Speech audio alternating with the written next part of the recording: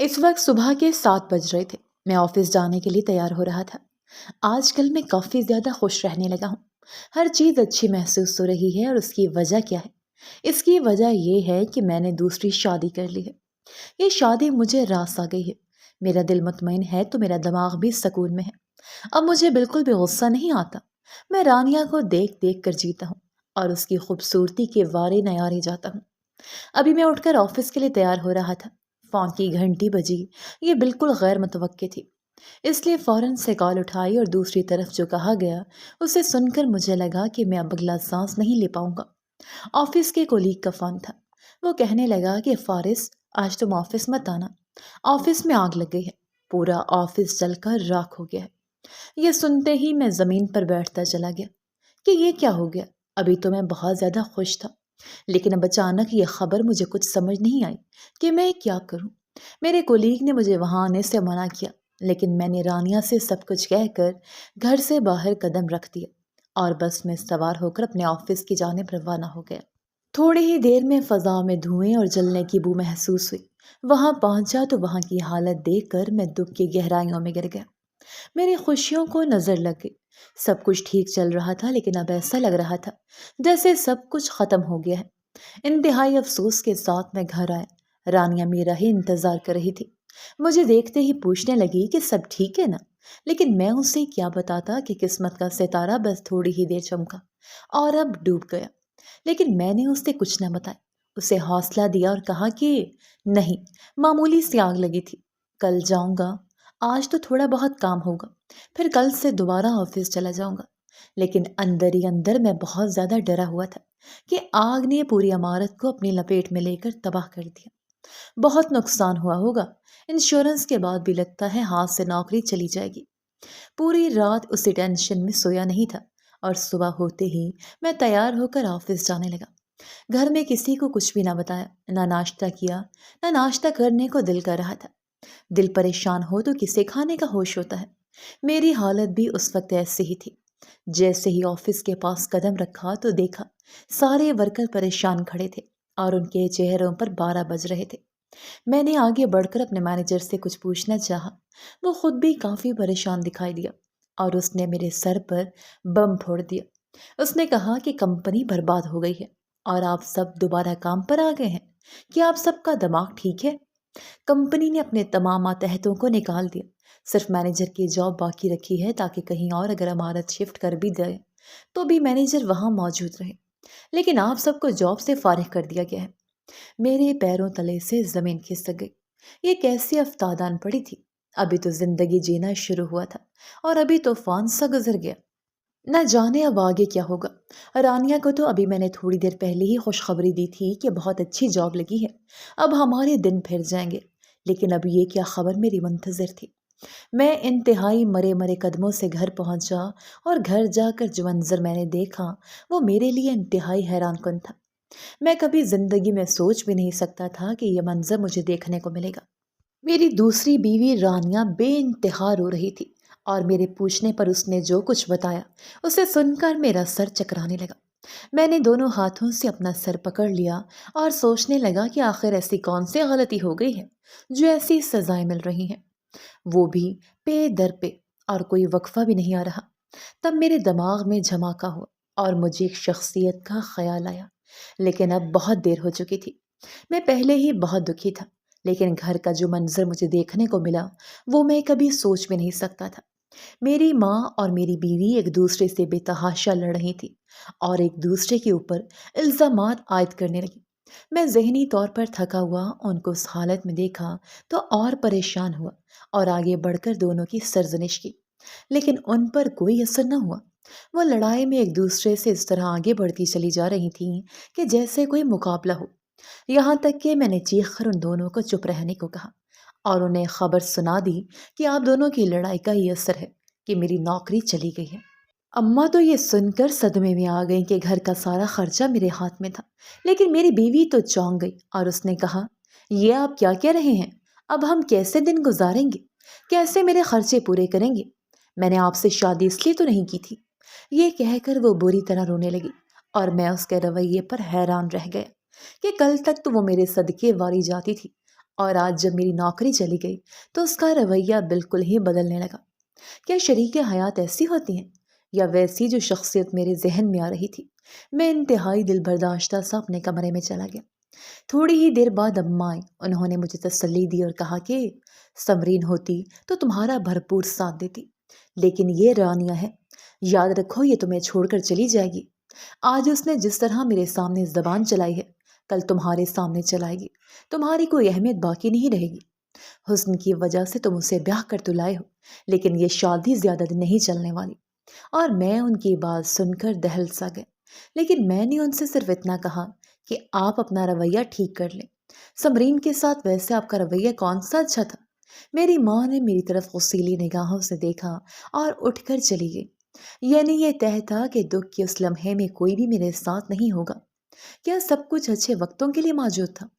یہ سوچ آتے ہی میرے دل میں وبال اٹھنے لگا، لیکن میں نے اسے قابو کر لیا اور جائے نماز بچھا کر نماز ادا کرنے لگا۔ جیسے ہی آنکھیں بند کر کے اللہ سے دعا کرنے لگا تو ذہن میں سمرین کا چہرہ نہ جانے کہاں سے آ گیا۔ وہ کافی دکھی نظر آنے لگی۔ تب مجھے خیال آیا کہ میں تو پورے 1 مہینے سے نہ اس کے پاس گیا ہوں اور نہ ہی حال چال پوچھا ہے۔ نہ مجھے ایسا محسوس ہوا کہ مجھے اس کے پاس جانا چاہیے۔ کیا میں اتنا کھٹور ہو گیا تھا؟ ذہن میں یہ خیال آتے ہی یہ احساس ہوا کہ اس کے پاس ضرور جانا چاہیے۔ آخر کار وہ میری پہلی بیوی تھی اور میں نے اس سے ابھی تک طلاق نہیں دی تھی۔ اسی دوران رانیہ اندر آئی اور میں نے اس سے یہ خیال ظاہر کیا۔ وہ فوراً ہتھے سے اکھڑ گئی اور کہنے لگی، کیا ہو گیا آپ کو؟ آپ اس وقت مشکل حالات میں ہیں تو اسے آپ کے پاس آنا چاہیے۔ آخر کو آپ اس کے شوہر ہیں، لیکن وہ اپنے مزاج لے کر اپنے گھر ہی بیٹھی ہوئی ہے۔ کوئی ضرورت نہیں آپ کو وہاں جانے کی۔ رانیہ کی بات سن کر نہ جانے کیوں مجھے بھی ایسا محسوس ہوا کہ وہ بالکل ٹھیک کہہ رہی ہے اور حقیقت یہی ہے، جبکہ حقیقت اس کے برعکس تھی۔ لیکن اس وقت میری آنکھوں پر پٹی بندھی ہوئی تھی۔ رانیہ نے مجھے کہا کہ آپ فکر نہ کریں، میں اپنے بھائی سے کہہ کر آپ کی نئی نوکری لگوا دوں گی۔ مجھے تھوڑا سکون ہوا کہ رانیہ میرا ساتھ تو دے رہی ہے، لیکن یہ محض میرا خیال تھا۔ پورے 2 ہفتے ہو چکے تھے اور کوئی ایک نوکری بھی مجھے دوبارہ سے نہیں مل سکی تھی۔ نوکری ملنا نانی دادی کا کھیل نہیں تھا، یہ بہت جان جوکھم کا کھیل تھا اور میری تو قسمت پر جیسے لکیر ہی لگ گئی تھی۔ ایک دم سے چمکی اور پھر سیاہی میں بدل گئی۔ اب رانیہ بھی مجھ سے اکھڑی اکھڑی رہنے لگی اور کہنے لگی کہ گھر میں راشن کے پیسے تک نہیں ہیں، اب آپ ہم دونوں کو بھوکا ماریں گے۔ اس کی بات سن کر میں شرمندگی کے مارے زمین میں گڑ گیا اور کہنے لگا، میں کوشش تو کر رہا ہوں، میرے ہاتھ میں صرف کوشش ہے، نتیجہ اللہ کے ہاتھ میں ہے۔ تب اس نے ناک چڑھا کر کہا کہ نہ جانے میری مت ماری گئی تھی جو میں نے آپ سے شادی کر لی، اچھی خاصی زندگی اپنے گھر میں گزار رہی تھی اور آپ کی باتوں میں آ گئی۔ شاید میں آپ کی تعریفوں کی بھوکی ہو گئی تھی اور آپ کے منہ سے اپنے حسن کی تعریف سننا مجھے اچھا لگنے لگا۔ اس کی وجہ سے آپ سے دوسری شادی کرنے پر بھی راضی ہو گئی، ورنہ آپ کی شخصیت تو ایسے بالکل بھی نہیں کہ آپ سے کوئی دوسری شادی بھی کرے۔ اس قدر تلخ باتوں پر میرا دل جلنے لگا اور میں اپنی جگہ پتھر سا ہو گیا۔ وہ کیسی شخصیت کی مالک تھی، کبھی میری شکر گزار ہوتی تو کبھی مجھے باتیں سناتی نہ تھکتی۔ کیا میری زندگی میں یہی رہ گیا تھا؟ میں حد درجہ دل برداشتہ ہو گیا۔ مجھ میں اتنی ہمت بھی نہ تھی کہ میں سمرین سے معافی مانگ سکوں۔ نہ جانے کیوں میرا دماغ سن ہونے لگا تھا۔ گھر میں روز روز کی چیخ چیخ سے میں پریشان ہونے لگا، لیکن پھر ایسا ہوا کہ میں نے اپنی زندگی میں بھی نہیں سوچا تھا۔ وہ رات میری زندگی کی سب سے ڈراؤنی رات تھی اور آج بھی جب سوچتا ہوں تو دل و دماغ ہل جاتا ہے۔ میں کبھی سوچ بھی نہیں سکتا تھا کہ میرے ساتھ یہ بھی ہوگا اور میں بالکل لاچار اور بے بس ہو جاؤں گا۔ لیکن زندگی بعض مرتبہ ایسا موڑ لیتی ہے جس کا ہمیں کبھی اندازہ بھی نہیں ہوتا۔ میں فارس نواز اپنے بستر پر لیٹا ہوا ہوں اور اپنے ماضی کو سوچ رہا ہوں۔ میں اپنے والدین کا اکلوتا بیٹا تھا۔ میری 2 بہنیں تھیں جو شادی شدہ تھیں۔ میں نے صرف میٹرک تک تعلیم حاصل کی اور پھر ابا کی پرچون کی دکان پر بیٹھنے لگا۔ اماں میرے بہت لاڈ اٹھاتی، یہاں تک کہ انہیں میری شادی کی فکر ستانے لگی۔ حالانکہ ابھی میری عمر صرف 18 سال تھی، لیکن انہوں نے شادی کی جلدی مچائی ہوئی تھی اور خود بھی رشتہ ڈھونڈ لیا۔ مجھے کہا کہ تجھے خوبصورتی پسند ہے نا، اور تیری بیوی واقعی بہت خوبصورت ہے۔ ان کے منہ سے تعریفیں سن کر مجھے بھی شوق ہوا کہ اب شادی کر لینی چاہیے۔ زندگی میں کوئی ساتھی ہو جس کے ساتھ اچھی زندگی گزاری جائے۔ شادی میں ابھی محض 10 دن کے باقی تھے اور ایک ایسی خبر مجھے ملی جسے سن کر مجھے سمجھ نہ آئے کہ میں کیا رد عمل دوں۔ میری منگیتر نے، جس کا نام سمرین تھا اور جو خوبصورت تھی، گھر میں آگ لگنے کی وجہ سے جل گئی اور اس کے آدھے چہرے پر جلنے کے بعد سیاہ نشان پڑ گئے تھے۔ مجھے پتہ چلا تو سب نے مجھے کہا کہ تم منگنی توڑ دو، حالانکہ دونوں جانب تیاریاں مکمل تھیں۔ لیکن پھر ابو نے سخت دباؤ ڈالا کہ کسی کی بیٹی کو یوں رسوا نہیں کرتے، اور میں ان کی باتوں میں آ کر سماج کے آگے کھڑا ہو گیا کہ میں اسے ضرور اپناؤں گا، چاہے کچھ بھی ہو جائے۔ عمر ایسی ہوتی ہے کہ کوئی بھی ایسا کام کیا جائے جس سے ہماری واہ واہ ہو تو ہمیں اچھا لگتا ہے، اور میں سمجھ گیا تھا کہ اس شادی کو کرنے میں میری ہی شہرت چھپی ہوئی ہے اور میری خوب واہ واہ ہوگی۔ لیکن پھر مجھے کیا پتا تھا کہ زندگی ایک دم سے بدل جائے گی۔ میری اس کے ساتھ شادی ہو گئی، اور جب شادی کی پہلی رات میں نے سمرین کا چہرہ دیکھا تو مجھے خود سے بے حد کراہیت محسوس ہوئی۔ اس نے اپنا آدھا چہرہ گھونگھٹ میں چھپایا ہوا تھا، لیکن جب میں نے اس کا گھونگھٹ ہٹایا تو مجھے لگا کہ آج کی رات میری زندگی کی سب سے سیاہ ترین رات ہے۔ میں نے کیسے اس لڑکی سے شادی کرنے کی حامی بھر لی؟ وہ مجھ سے محبت کرتی تھی اور تھی بھی بہت خوبصورت، لیکن اس کی قسمت میں کچھ اور ہی لکھا تھا۔ وہ تمام گھر والوں کی خدمت کرتی، ہر ایک کو وقت پر کھانا مل جاتا، گھر کی صفائی ہو جاتی، اس کے علاوہ بھی وہ ان کی بہت سی ضروریات بنا کہے بھی پوری کر دیتی۔ یہاں تک کہ وہ میری بھی بہت زیادہ خدمت گزار تھی۔ جب بھی کام سے واپس آتا تو وہ میرے پاؤں دبانا شروع کر دیتی اور کہتی کہ آپ تھک گئے ہوں گے، ساتھ ہی دودھ گرم کر کے لاتی، کھانا گرم کر کے دیتی، میرے ساتھ خوشگوار ماحول میں گپیں لگا کر کھانا کھاتی۔ لیکن نہ جانے کیوں میرے دل میں ایک گرہ سی پڑ گئی تھی۔ میری واہ واہ تو ہو گئی، لیکن میری زندگی سے سکون رخصت ہو گیا۔ شروع کے دن تو وہ مجھے بہت اچھے لگنے لگی، حالانکہ اس کے چہرے پر داغ بھی تھا، لیکن لوگوں کی باتوں نے میرا جینا حرام کیا ہوا تھا۔ صرف ایک ہفتے کے اندر اندر وہ میرے دل سے اتر گئی اور میں اسے بالکل بھی لفٹ نہ کراتا، نہ صحیح سے جواب دیتا، نہ ڈھنگ سے بات کرتا، لیکن وہ صبر کی پیکر بنی میرے ساتھ ساتھ لگی رہتی، ہر طرح سے میری خدمت کرتی۔ لیکن مجھے اس کی شکل سے ہی نفرت ہو گئی تھی۔ اس کی آدھی جلی شکل دیکھ کر میں بیزار ہونے لگا۔ امی بھی اب اسے دیکھ کر طعنے دینا شروع ہو جاتی۔ صرف واحد بابا ہی وہ شخص تھے جو اس سے محبت سے پیش آتے، لیکن اس ایک شخص کی محبت کی بدولت وہ تمام لوگوں کو پلٹ کر جواب نہ دیتی اور ہمیشہ گھر کا سکون برقرار رکھنے کی کوشش کرتی۔ حالانکہ میں جب بھی گھر میں موجود ہوتا یا کام سے گھر پر آتا تو امی ہر وقت اس پر طنز کے نشتر چلاتی رہتی، لیکن وہ نہ جانے کس مٹی سے بنی تھی، سب کچھ چپ چاپ برداشت کر جاتی۔ میری اس سے کوئی اولاد بھی نہیں ہو رہی تھی، لاکھ کوشش کے باوجود بھی میرا دل نہیں ہوتا تھا کہ میں اس کے پاس بھی جاؤں۔ اندر ہی دور کہیں میرے یہ خوف تھا کہ کہیں میری اولاد بھی اگر ایسی پیدا ہوئی تو میں کہاں جاؤں گا۔ ابھی تک تو سب کچھ میرے حق میں جا رہا تھا اور اولاد ہونے کا کوئی چانس دکھائی نہیں دیتا تھا۔ ایک دن سمرین سے ایک معمولی سی غلطی ہو گئی۔ وہ اس معمولی غلطی کی سزا میں نے اسے اتنی بڑی دی کہ وہ ٹوٹ کر بکھر گئی۔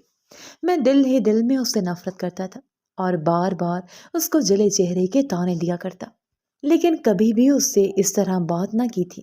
وہ میرے کپڑے استری کر رہی تھی اور میری سب سے پسندیدہ شرٹ پر جیسے استری کی نوک رکھی تو وہ جل گئی۔ اب وہ تھر تھر کانپنے لگی کہ اس سے پہلے ایسی غلطی کبھی نہیں ہوئی تھی۔ میں نے یہ سب کچھ اپنی آنکھوں سے دیکھ لیا۔ اب میں فوراً سے آگے بڑھا، استری اٹھا کر اس کے ہاتھ پر رکھ دی۔ سخت گرم استری نے اس کی چمڑی ادھیر کر رکھ دی، لیکن اس اللہ کی بندی نے ایک لفظ منہ سے نہ نکالا اور سارا دکھ اور درد برداشت کر کے فوراً سے واش روم کا رخ کیا کہ پانی ڈالے گی تو آرام آ جائے گا۔ رات کو جب ابو واپس آئے اور اس نے جب ابو کو چائے پیش کی تو انہیں اس کا ہاتھ دیکھ کر تشویش ہوئی۔ انہوں نے مجھے استفسار کیا تو میں نے صاف انکار کر دیا کہ مجھے بھی نہیں معلوم تھا، حالانکہ ابو سمجھ چکے تھے کہ وہ جل گئی ہے، اور جب انہیں حقیقت کا پتہ چلا تو وہ شدید غصے میں آ گئے، یہاں تک کہ مجھ پر ہاتھ بھی اٹھا دیا۔ بس یہیں سے وہ ہمیشہ ہمیشہ کے لیے میرے دل سے اتر گئی اور میں نے اسے اپنی زندگی سے نکالنے کا فیصلہ کر لیا۔ لیکن یہاں بھی میں نے اس کے چہرے کا بہانہ استعمال نہ کیا، بلکہ یہ شور مچانا شروع کر دیا کہ 2 سال ہو گئے ہیں شادی کو اور ابھی تک ہماری اولاد نہیں ہوئی، چنانچہ میں دوسری شادی کروں گا۔ ابو نے یہ سنا تو مجھے صاف صاف کہہ دیا کہ میرے ہوتے ہوئے ایسا نہیں ہو سکتا، تم بہانہ بنا رہے ہو، شادی کو بھی صرف 2 سال ہی ہوئے ہیں، لیکن میں چپ رہنے والا نہیں تھا۔ یہاں تک کہ میرے والد صاحب کا انتقال ہو گیا اور اس کی سب سے بڑی حمایت اس گھر سے رخصت ہو گئی۔ اب مجھے کھلی چھوٹ مل گئی کہ میں اس کے ساتھ جو چاہے رویہ رکھوں، جو چاہے سلوک کروں۔ ان کے 40ویں کے بعد میں نے اعلان کر دیا کہ میں دوسری شادی کروں گا۔ اماں بھی میری بھرپور طور پر حمایت میں کھڑی رہیں اور انہوں نے بھی سمرین سے صاف کہہ دیا کہ اب بی بی ہمیں معاف کرو، اس گھر سے چلی جاؤ، ورنہ ماسی کسی زندگی گزارو اور ہم سب کی خدمت کر کے شکر ادا کرو کہ ایسا گھرانہ ملا کہ جہاں 2 وقت کی روٹی مل رہی ہے اور کوئی کچھ بھی نہیں کہہ رہا، بس اس کے بدلے میں تھوڑا سا کام کرنا پڑ رہا ہے۔ اس دن میں نے دیکھا تھا کہ اس کا چہرہ مزید سیاہ ہونے لگا تھا۔ شاید ہماری باتوں کا اثر تھا، لیکن اس کے چہرے پر صبر ہی صبر موجود تھا، اور شاید اسی صبر نے ہم سب کی زندگی میں آگ لگا دی۔ میں نے امی کو لڑکی ڈھونڈنے کے مشن پر لگا دیا اور ٹھیک 2 ہفتے بعد میں نے انہیں خود بتا دیا کہ میں اپنے آفس کی لڑکی رانیہ سے شادی کروں گا، جو بہت زیادہ خوبصورت ہے، اور یہ جاننے کے باوجود بھی کہ میں شادی شدہ ہوں، مجھ سے شادی کرنے کے لیے تیار ہے۔ یہ سنتے ہی سمرین پہلی بار میرے سامنے کھڑی ہو گئی اور کہنے لگی کہ آپ ایسا نہیں کر سکتے، میں آپ کی بیوی ہوں اور میری اجازت کے بغیر ایسا نہیں ہو سکتا۔ تب میں نے آگے بڑھ کر اس کے گال پر 2-3 تھپڑ لگا دیے اور کہا، یہ میری زندگی ہے، میرا فیصلہ ہے، میری زندگی کے فیصلے کرنے والی تم کون ہوتی ہو؟ اس کے بعد سے وہ کبھی میرے سامنے کھڑی نہ ہوئی اور نہ کبھی منہ سے کوئی لفظ نکالا، بس جیسا کہتا ویسا کرتی چلی جاتی۔ کبھی کبھی تو میں اس کی سعادت مندی سے بھی بیزار ہو جاتا۔ سچ تو یہ ہے کہ انسان کسی حال میں بھی خوش نہیں رہتا۔ میرے ساتھ بھی یہی معاملہ تھا، اور رانیہ کو میں بیاہ کر اپنے گھر لے آیا۔ وہ بہت زیادہ حسین تھی اور میرے ساتھ اس کی جوڑی بن کر بہت خوبصورت لگتی، یہاں تک کہ میں بھی خاندان کا حسین ترین لڑکا تھا، لیکن سمرین میرے نصیب میں لکھ دی گئی تھی۔ پھر میں نے اپنا نصیب بدلا اور اپنی زندگی میں رانیہ کو لے آیا۔ رانیہ نے کھلے دل کا مظاہرہ کرتے ہوئے مجھے کہہ دیا کہ وہ سمرین کے ساتھ گزارا کر لے گی۔ ویسے بھی اسے میری باتوں سے پتہ چل گیا تھا کہ سمرین صبر کرنے والی لڑکی ہے، لیکن جلد ہی رانیہ کا صبر جواب دے گیا اور اس نے مجھے صاف صاف کہہ دیا کہ اب سمرین کی اس گھر میں کوئی جگہ نہیں بنتی، چنانچہ تم اسے طلاق دے دو۔ جب رانیہ نے مجھے یہ کہا تو سمرین میرے قدموں میں گر گئی اور کہنے لگی کہ آپ مجھے طلاق مت دیجیے، میں کہاں جاؤں گی، میرا اس دنیا میں کوئی نہیں ہے۔ اس کے والد صاحب کا انتقال ہو چکا تھا اور والدہ تو بچپن میں ہی فوت ہو چکی تھی۔ اس کی بات سن کر نہ جانے کیوں میرے دل میں تھوڑا سا رحم آ گیا۔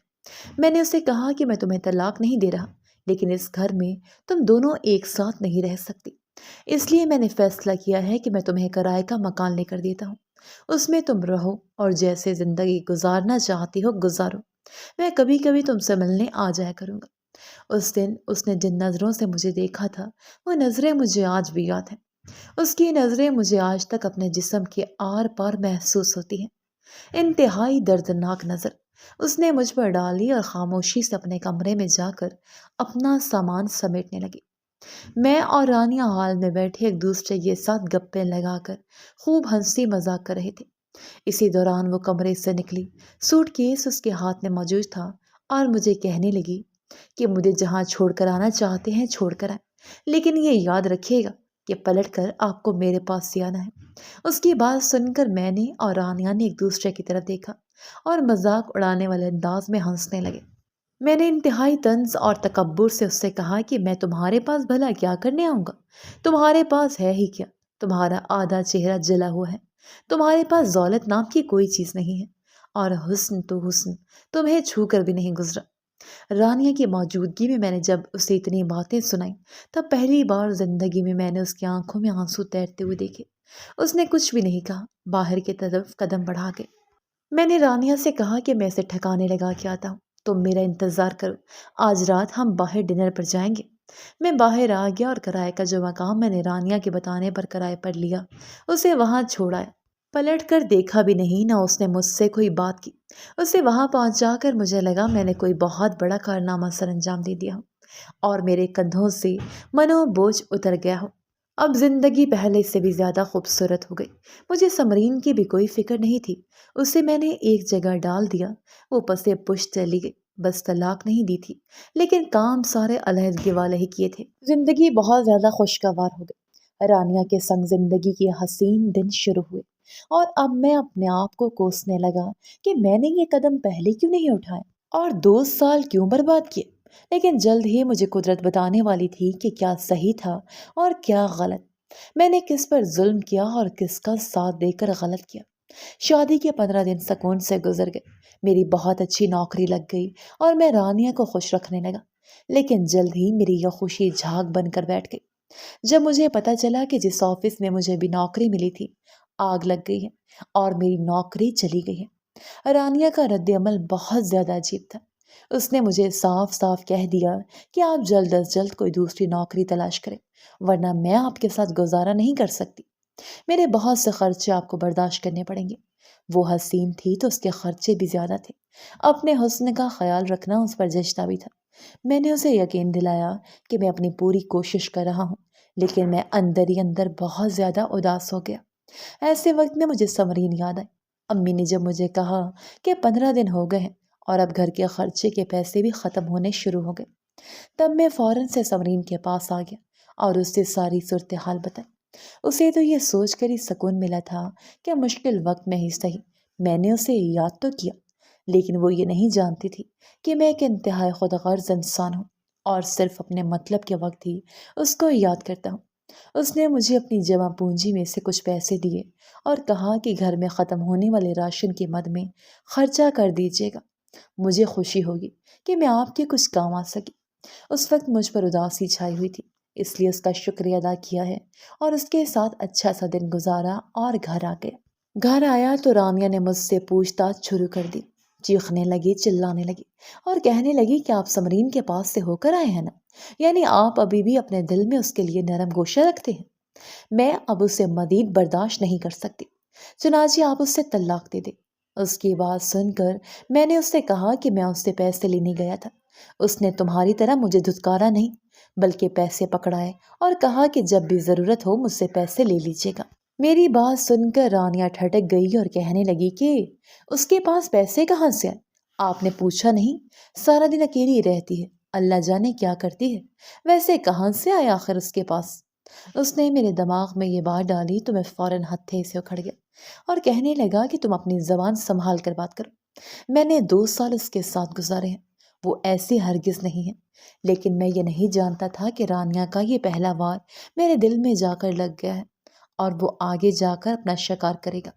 خدا خدا کر کے مجھے نوکری مل گئی، لیکن تنخواہ انتہائی کم تھی۔ رانیہ کی تانے اب شروع ہو گئے تھے اور ختم ہونے کا نام ہی نہیں لیتے تھے۔ وہ بار بار مجھ سے یہی کہتی کہ میرے خرچے پورے نہیں ہوتے، مجھے ہاتھ تنگ رکھنے کی عادت نہیں ہے۔ میرا ہاتھ انتہائی کھلا تھا، اب آپ نے تنگ کر دیا ہے۔ جب میں اسے سمجھاتا کہ سمرین سے کچھ سبق سیکھو اور تنگی میں رہنا سیکھو، مجھے کبھی کبھی لگتا کہ میں نے رانیہ سے شادی کر کے غلطی کر لی ہے، لیکن اپنے اس گلٹ کو میں چھپانا سیکھ گیا تھا اور خود کو شرمندہ نہیں کرنا چاہتا تھا۔ دن یوں ہی گزرنے لگے، زندگی میں جو پہلے سے خوشی تھی وہ اب کہیں مفقود ہو گئی تھی اور یہ ہمارے اپنے ہاتھوں سے کمائی ہوئی تھی۔ ایک روز تو حد ہی ہو گئی، میں سمرین سے مل کر آ رہا تھا تو رانیہ نے گھر میں شور مچانا شروع کر دیا اور کہہ دیا کہ آپ آج کے بعد اور ابھی کے ابھی طلاق دو، ورنہ میں تمہیں چھوڑ کر چلی جاؤں گی۔ اس نے مجھے اتنا پریشرائز کیا کہ میں نے اسے یقین دلایا کہ میں اسے ایک نہ ایک دن ضرور طلاق دوں گا۔ تمہارے جیسی حسین لڑکی ہی میرے ساتھ جچتی ہے، اور واقعی میں یہی بات تھی۔ اب میری نوکری میں ترقی ہو گئی اور دن پہلے جیسے تو نہیں، لیکن کچھ بہتر ہو گئے۔ یہاں تک کہ ایک دن رانیہ بازار سے کچھ سامان خریدنے گئی اور جب واپس آئی تو اس نے مجھ سے ایسا کچھ کہا جسے سن کر میرا دماغ گھوم گیا اور میں فوراً سے اٹھ کر سمرین کے پاس چلا۔ وہ مجھے وہاں دیکھ کر بہت خوش ہوئی کہ پورے 1 مہینے بعد میں اس سے ملنے آیا تھا۔ مجھے دیکھ کر کہنے لگی، میں آپ ہی کا انتظار کر رہی تھی، آپ کافی دنوں بعد آئے ہیں۔ میں خود کو بہت اکیلا محسوس کرتی ہوں، لیکن اب ہم اکیلی نہیں رہیں گے۔ وہ بہت زیادہ خوش نظر آ رہی تھی، لیکن میرے دماغ پر اس کی خوشی ہتھوڑے مارنے لگی اور میں نے آگے بڑھ کر اس کا منہ اپنے ہاتھوں میں دبوچ لیا اور کہنے لگا، جو کچھ تم میری ناک کے نیچے کر رہی ہو مجھے اچھی طرح معلوم ہے۔ اس نے جب دیکھا کہ میں انتہائی طیش میں ہوں تو فوراً سے اپنے آپ کو چھڑواتے ہوئے پیچھے ہو گئی اور کہنے لگی کہ آپ میری بات سن لیں۔ آپ کیا کہہ رہے ہیں؟ مجھ پر تشدد نہ کریں، تو میں نے اسے کہا کہ تم کل ہاسپٹل کیوں گئی تھی؟ کس وجہ سے گئی تھی؟ کیا گل کھلا رہی ہو؟ رانیہ نے تمہیں وہاں دیکھ لیا تھا، تم الٹرا ساؤنڈ کروا رہی تھی، آخر یہ کیا چل رہا ہے؟ تب اس نے مجھے بتایا کہ میں امید سے ہوں اور یہ بچہ آپ کا ہے۔ میں آپ کو یہ خبر دینے والی تھی، لیکن پورے 1 مہینے بعد آپ میرے پاس آئے ہیں اور آپ نے مجھے کہہ دیا کہ تم کبھی بھی میرے گھر پر نہ آنا، فساد مچ جائے گا اور آپ مجھے طلاق دے دیں گے۔ اس لیے میں گھر پر آپ کو نہ بتا سکی۔ فون آپ میرا اٹھاتے نہیں، تو آپ خود ہی بتائیں کہ میں آپ کو کس طرح یہ اطلاع پہنچاتی۔ آج جب آئے ہیں تو میں آپ کو ہی بتا رہی ہوں، لیکن میں نے اس کی ایک نہ سنی اور اس پر تھپڑوں کی بارش کر دی، اسے تشدد کا نشانہ بنایا، اسے دھکا دے دیا اور صاف صاف کہہ دیا کہ یہ بچہ میرا نہیں ہے، تم نہ جانے کیا کچھ کرتی رہی ہو، اکیلی رہتی ہو، نہ جانے کیا کچھ گل کھلا کر اس بچے کو دنیا میں لائی ہو اور اسے میرا بچہ بنا کر میرے خون میں ملاوٹ کرو گی۔ میں نے اسے اسی وقت طلاق دے دی اور پیچھے پلٹ کر بھی نہ دیکھا۔ جاتے ہوئے اس کے الفاظ میرے کانوں میں پڑے کہ جو کچھ آپ نے میرے ساتھ کیا آپ ایک دن ضرور پچھتائیں گے، لیکن تب آپ کے ہاتھ میں کچھ نہیں آئے گا۔ آپ نے میرے ساتھ کچھ بھی اچھا نہیں کیا، آج تک آپ اس بات کو ضرور یاد رکھنا۔ لیکن میں نے اس کی ایک نہ سنی، میں اس وقت خدا بنا ہوا تھا اور زمین پر اکڑ کے ساتھ چل رہا تھا۔ گھر آ کر میں نے فخر سے رانیہ کو بتا دیا کہ وہ اس حرام کی اولاد کو اپنے پیٹ میں پال رہی تھی، میں نے اس سے طلاق دے دی ہے۔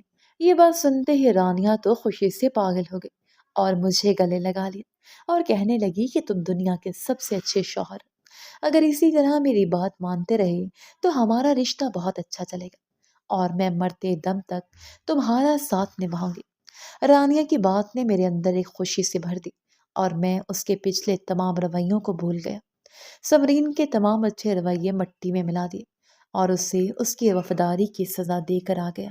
لیکن مجھے نہیں پتا تھا کہ سمرین کی آہ عرش پر لگ گئی اور اب میرے برے دن شروع ہونے والے ہیں۔ میری نوکری پر 4 سال مکمل ہونے کی صورت میں مجھے مینیجر بنا دیا گیا اور اس سے خوشی کی خبر کو مٹھائی خرید کر میں نے رانیہ کے ساتھ بانٹنا چاہا۔ مٹھائی کی دکان پر پہنچ کر جیسے مٹھائی خرید کر باہر نکلا تو ایک تیز رفتار گاڑی نے مجھے کئی فٹ ہوا میں اچھال کر زمین پر لا پٹخا۔ میں بری طرح حادثے کا شکار ہو گیا اور مٹھائی زمین پر جا بجا بکھر گئی، میرے خون میں رنگ گئی۔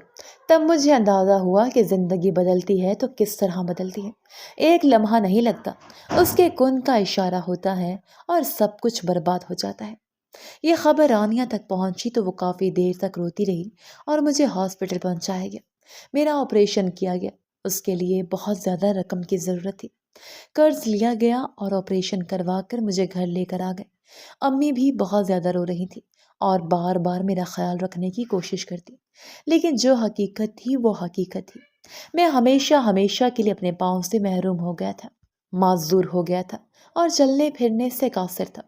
ڈاکٹر نے کوئی امید نہیں دلائی تھی اور کہا تھا کہ یہ ہمیشہ ایسے ہی رہیں گے، ان کی بہتری کی کوئی چانس نہیں۔ آپریشن کر کے ہم نے دیکھ لیا ہے لیکن کوئی فائدہ نہیں ہوا، مزید آپریشن کروانا پیسوں کا ضیاع ہی ہوگا، چنانچہ آپ انہیں گھر لے جائیں، اب انہیں اپنی زندگی میں اس چیز کی عادت ڈالنی چاہیے اور اب ویل چیئر پر ہی میں نے ساری زندگی گزارنی ہوگی۔ یہ سن کر مجھے لگا کہ مجھے کسی نے 7ویں آسمان پر پہنچا کر ایک دم سے دھکا دے دیا ہے اور میں زمین پر ٹکڑے کر کے ریزہ ریزہ ہو گیا ہوں۔ شروع میں تو رانیہ کا رویہ میرے ساتھ بہت زیادہ اچھا تھا، وہ میرا خیال رکھتی تھی، آنسو بہاتی، لیکن ایک معذور انسان کے ساتھ کوئی کب تک ہمدردی ظاہر کرتا ہے، چاہے وہ اس کی سگی بہن، سگا بھائی یا پھر بیوی ہی کیوں نہ ہو۔ اولاد تو بہت دور کی بات ہے، سب لوگ ساتھ چھوڑ دیتے ہیں۔ میری ماں میرا ابھی تک خیال رکھ رہی تھی، لیکن وہ بھی بوڑھی ہو چکی تھی اور تھک جاتی تھی، تو رانیہ میرا خیال رکھتی۔ آخر بستر پر پڑے پڑے تو مجھے 3-4 مہینے گزر گئے تھے اور ان 3-4 مہینوں میں رانیہ کا صبر جواب دے گیا۔ ایک بار میں سویا ہوا تھا کہ اچانک آنکھ کھلی، رانیہ میرے پاس بیٹھی فون پر کسی سے بات کر رہی تھی اور کہہ رہی تھی کہ اب اس سے پیچھا چھڑانا ضروری ہو گیا ہے، ہر وقت بستر پر پڑا رہتا ہے، ذرا بھی کوشش نہیں کرتا، یہاں تک کہ اس کے گندے کپڑے بھی مجھے دھونے پڑتے ہیں۔ اتنے اونچے لمبے مرد کو واش روم لے جانا ایک الگ مسئلہ ہے، چنانچہ میں اس سے طلاق لینے لگی ہوں اور تمہیں میں ایک بات بتانا چاہتی ہوں کہ میں ماں بننے والی ہوں اور میرے پیٹ میں پلنے والا یہ بچہ تمہارا ہے۔ ظاہر ہے میرے شوہر کا تو نہیں ہو سکتا، وہ تو معذور ہو گیا ہے، اس قابل ہی نہیں کہ مجھے اولاد کی خوشی دے سکے، اس لیے میں کل ہی خلا کا کیس دائر کر دوں گی۔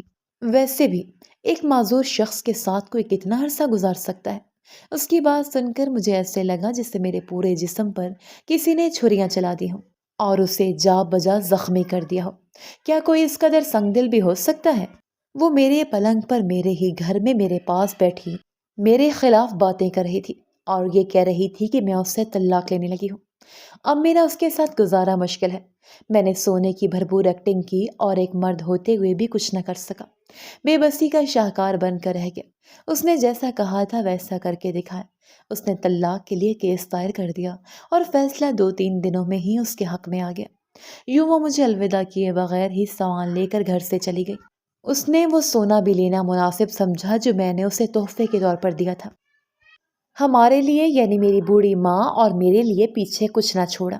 اب ہم دونوں ایک دوسرے کے رحم و کرم پر تھے۔ میری ماں کی کمر بھی جھک گئی تھی، وہ بھی چلنے پھرنے سے تقریباً معذور تھی اور میں تو بالکل بے بس اور لاچار سا تھا۔ اس نے جاتے جاتے ہم پر اتنا احسان کیا کہ ہم دونوں کے لیے ایک نرس کا اہتمام کیا اور کہنے لگی کہ اس کے پیسے میں کبھی کبھی ادا کر دیا کروں گی اور تمہارے نام پر ایک اکاؤنٹ کھول دیا ہے، اس میں پیسے جمع کروا دوں گی، گھر کا خرچہ چلتا رہے گا۔ اتنا احسان تو تم پر کر ہی سکتی ہوں۔ مجھے اس کی بھیک ملتے ہی ایسا لگا جیسے کسی نے میرے اندر آگ سی لگا دی ہو، لیکن میں بستر پر پڑا بے بس لاچار معذور تھا، میں کچھ بھی نہیں کر سکتا۔ اس دوران جس کی یاد مجھے سب سے پہلے آئی وہ سمرین تھی۔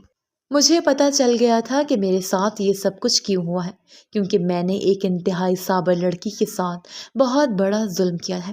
اسے اس وقت طلاق دی جب اس سے میری سب سے زیادہ ضرورت تھی، جب وہ میری ہی اولاد کو جنم دینے والی تھی، لیکن میں نے اس وقت رانیہ کی باتوں کو سچائی پر مبنی جان لیا اور ہمیشہ ہمیشہ کے لیے اسے چھوڑ دیا۔ دنیا مکافات عمل ہے۔ میں نے جو کچھ سمرین کے ساتھ کیا، رانیہ نے مجھے وہی سب کچھ لوٹایا۔ انسان جو ہوتا ہے وہی کاٹتا ہے۔ آج میرا ڈاکٹر کے پاس چیک اپ تھا اور میرا میل نرس مجھے ڈاکٹر کے پاس لے گیا۔ وہاں چیک اپ کے دوران مجھے خوبصورت سی لڑکی دکھائی دی، وہ ہو بہو سمرین جیسی تھی۔ میں نے یہ جاننے کے لیے کیا کہ یہ واقعی سمرین ہے، لیکن ہلکی سی آواز میں سمرین پکارا تو اس نے پلٹ کر دیکھا۔ تب میرے بدترین خدشے کی تصدیق ہو گئی کہ یہ سمرین ہی تھی، جس کے ہاتھ میں ایک بہت خوبصورت سا بیٹا تھا جو ہو بہو میرے جیسا تھا۔ ہو نہ ہو یہ میرا ہی بیٹا ہو سکتا ہے۔ میرے دل میں خیال آیا اور میں نے میل نرس سے کہا کہ وہ اس لڑکی کو بلا کر لیں۔ اس نے جا کر اس سے بات کی۔ اس نے مڑ کر مجھے دیکھا اور حیرت کے سمندر میں غوطہ زن ہو گئی۔ چھوٹے چھوٹے قدم اٹھاتی میرے پاس آئی۔ میں کچھ بھی نہ کہہ سکا، بس شرمندگی سے نظریں جھکا لی اور دونوں ہاتھ جوڑ دیے۔ میں نے اس سے کہا کہ تم نے ٹھیک کہا تھا، میں زندگی میں ایک بار تم سے ضرور ملوں گا اور اس وقت صرف پچھتاوا ہی پچھتاوا ہوگا۔ آج یہ بات سچ ثابت ہو گئی۔ اس کے چہرے پر ابھی بھی وہ نشان تھا، لیکن کافی حد تک ہلکا ہو چکا تھا اور وہ پہلے سے زیادہ حسین نظر آ رہی تھی، یعنی وہ نشان اس کے حسن پر کوئی رکاوٹ نہیں ڈال رہا تھا۔ اس نے مجھ سے کہا کہ تم نے وہی کاٹا جو تم نے بویا۔ میں نے تم سے ہر ممکن حد تک نبھا کرنے کی کوشش کی، لیکن تم نے سب کچھ اپنے ہاتھوں سے برباد کیا۔ کہاں ہے تمہاری بیوی؟ اس نے جب یہ سوال کیا تو میرے پاس کوئی جواب نہیں تھا، صرف آنسو تھے۔ وہ مڑ کر جانے لگی تو میں نے پوچھا، کیا یہ میرا بیٹا ہے؟ اس نے میری طرف دیکھا اور نفی میں سر ہلایا اور کہا، جب تم نے مجھے طلاق دی تھی، ساتھ تشدد بھی کیا تھا، میری پہلی اولاد اسی وقت انتقال کر گئی تھی، میرے پیٹ کے اندر ہی۔ یہ میری دوسری شادی سے ہونے والا بچہ ہے۔ اب کبھی بھی مجھے اس طرح آواز مت دینا۔ میں اپنے شوہر کے ساتھ بہت خوش ہوں۔ اللہ نے مجھے میرے صبر کا صلہ دیا ہے۔ میں جہاں کہیں بھی ہوں خوش ہوں اور تمہیں بھی دعا دیتی ہوں کہ جلد تمہاری آزمائش ختم ہو جائے گی۔ کہہ کر وہ پلٹ گئی اور میں اسے خود سے دور جاتا دیکھتا رہ گیا۔ زندگی کس قدر جلدی بدل جاتی ہے اور انسان کو اس کا انجام دنیا میں ہی دکھا دیتی ہے۔ میرے ساتھ بھی یہی ہوا تھا۔ میں اپنے انجام کے ساتھ ویل چیئر پر اسے جاتا دیکھ رہا اور سوچنے لگا کہ جوہری کو ہی سونے کی پہچان ہوتی ہے۔ سمرین جیسے ہیرے کو بہترین جوہری مل گیا، جبکہ میں تہی دامن رہ گیا۔